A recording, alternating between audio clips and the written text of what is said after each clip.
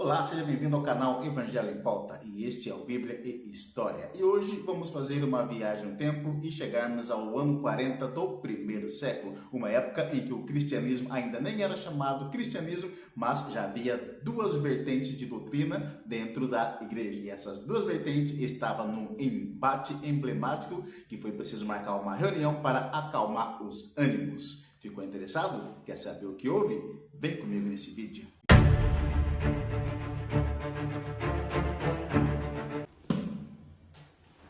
Hoje, com mais de 2000 anos de cristianismo, quando nós olhamos para a Igreja do Senhor Jesus Cristo na face da terra, muitas vezes você pode se perguntar: qual é a igreja verdadeira? Entre tantas doutrinas, entre tantas ramificações, entre tantas vertentes que existem dentro do cristianismo, a pergunta que muitas pessoas fazem: qual é a igreja verdadeira? Qual é a igreja do Senhor Jesus Cristo verdadeira? Essa pergunta acompanha as pessoas durante séculos. Mas a verdade é que nem sempre foi assim.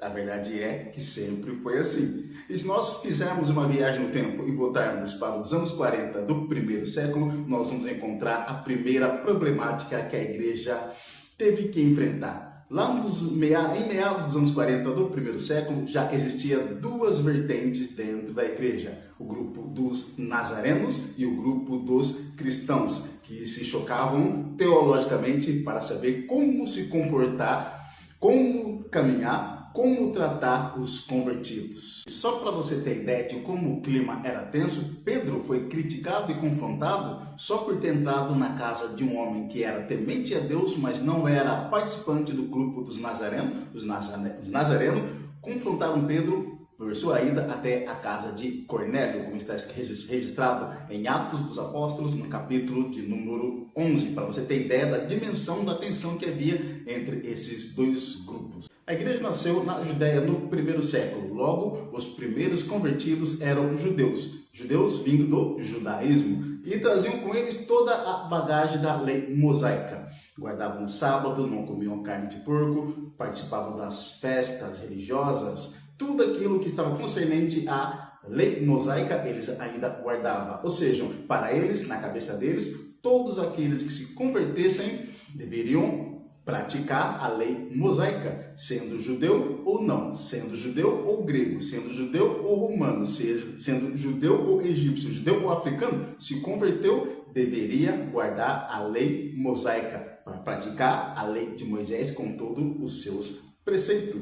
E o clima de tensão aumenta quando o apóstolo Paulo entra em cena. Conforme o próprio apóstolo Paulo diz, que ele foi orientado e ordenado a pregar aos gentios. Para você que não está acostumado com o termo, gentil é todo aquele que não é judeu. E o apóstolo Paulo afirmava que o próprio Deus havia comissionado ele para levar o evangelho para os gentios. Porém, Paulo também entendia que esse gentil, que essas pessoas que não eram judeus, esses convertidos que não eram judeus, necessariamente não precisavam cumprir a lei judaica, não precisavam seguir a lei de Moisés. Como o próprio apóstolo Paulo referiu-se, a lei era passado. Nós estamos vivendo no tempo da graça. Porém, a igreja dos nazarenos, dos judeus, não aceitavam essa definição, e para eles, conforme eles, os gentios que se convertessem teriam que praticar a lei mosaica, sim. E a tensão foi aumentando gradativamente. E aí você vai me dizer: ô irmão, mas você não usou o termo cristão até agora? Sim, é claro,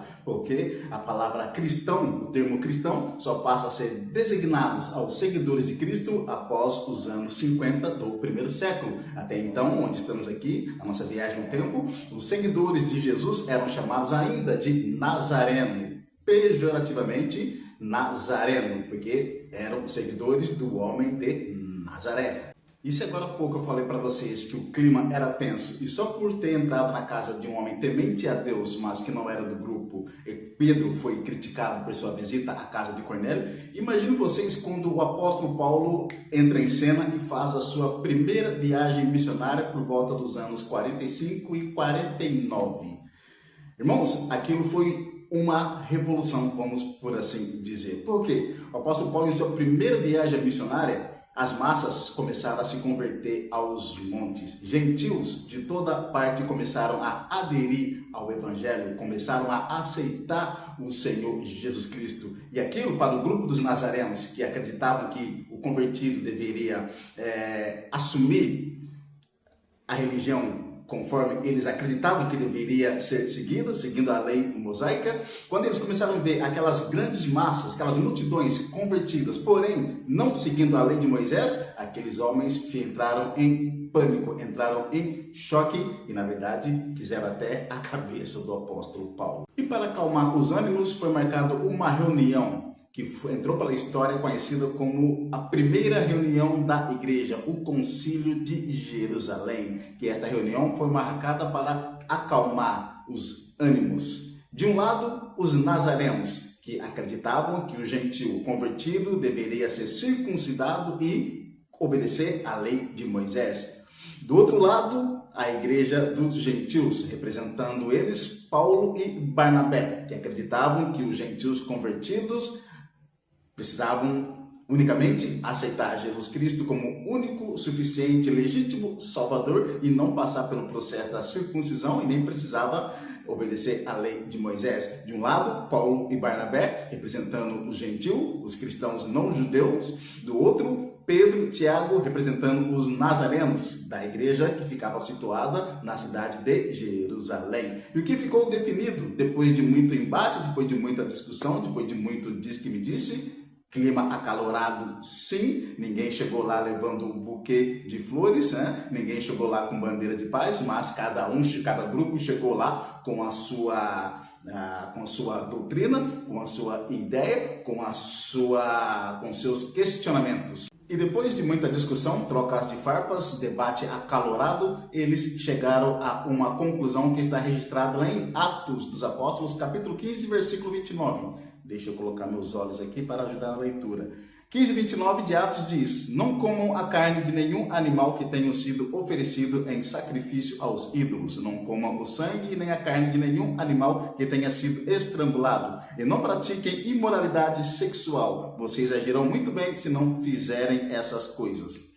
Essa foi a definição da primeira reunião da história da igreja, do primeiro concílio da história da igreja, para acalmar os ânimos dos nazarenos e dos gentios. Chegaram a essa conclusão: olha, os gentios não precisam se circuncidar e nem seguir a lei de Moisés. Se os nazarenos querem continuar essa prática, amém, muito bem, sigam em frente, mas não precisam colocar esse fardo sobre os gentios. E ficou essa definição que nós lemos, que está em Atos capítulo 15, 29. Se afastem da imoralidade, não comam sangue. Simples, básico. Entraram em comum acordo, cada um seguiu o seu caminho e todos viveram em paz. Negativo. Conhecemos a história muito bem. E não acabou por aí. Por mais que houve essa resolução, cada um seguiu o seu caminho, mas ainda continuou aquele clima, aquele clima inóspito entre o grupo dos nazarenos e a igreja dos gentios. E como que isso termina? Quando isso termina? Pois bem, não termina muito bem. No ano 70, quando o general Tito, o Império Romano, marcha sobre Jerusalém e destrói Jerusalém, a evasão. Os judeus se retiram, cada um foge para os quatro cantos. As pessoas vão embora para os quatro cantos, não havia mais cidade, não havia mais nação, não havia mais nada. E o que acontece com o grupo dos nazarenos? Eles ficam praticamente isolados. Por quê? Eles não concordavam com a prática doutrinária dos gentios, e também os judeus que não eram convertidos ao cristianismo não aceitavam os nazarenos, porque os nazarenos aceitavam Jesus Cristo, cumpriam totalmente a regra a lei de Moisés, mas não eram mais praticantes da lei judaica convencional. Então os judeus não aceitavam os nazarenos, e os nazarenos não aceitavam o gentio, e eles acabaram ficando isolados e desapareceram completamente por meados do século IV. E aqui nós falamos somente de duas vertentes que estavam presentes ali nos primórdios do cristianismo. Se formos olhar para hoje em dia, há inúmeras vertentes dentro do cristianismo. No Ocidente, a Igreja Católica Romana. No Oriente, as igrejas católicas maronita, ucraniana, etíope, entre outras. Se formos olhar para depois da Reforma Protestante em 1517, dentro do contexto evangélico, então, há inúmeras vertentes. Mas então, o que fazer diante de tantas ramificações dentro do cristianismo? Eu tenho algo comigo. João 3,16. Deus amou o mundo de tal maneira que deu seu Filho unigênito para que todo aquele que nele crê não pereça, mas tenha a vida eterna. Aceite Jesus como único, suficiente e legítimo Salvador. Mantenha-se numa vida regrada, cheia do Espírito Santo. E há de se dizer que ser cheio do Espírito Santo não é virar um Super Saiyajin ou um herói da Marvel. Ser cheio do Espírito Santo é manter uma vida regrada, com amor e paz no coração. Vivendo de tal maneira, eu tenho certeza que você está no caminho da luz, no caminho certo, cheio de Jesus na sua vida. Ok? Vamos ficando por aqui, porque a dona Dilma já está com a xícara na mão para gravar o café com mensagem evangélica e eu já extrapolei no tempo. Fiquem com Deus, fiquem na paz e até a próxima. Fui!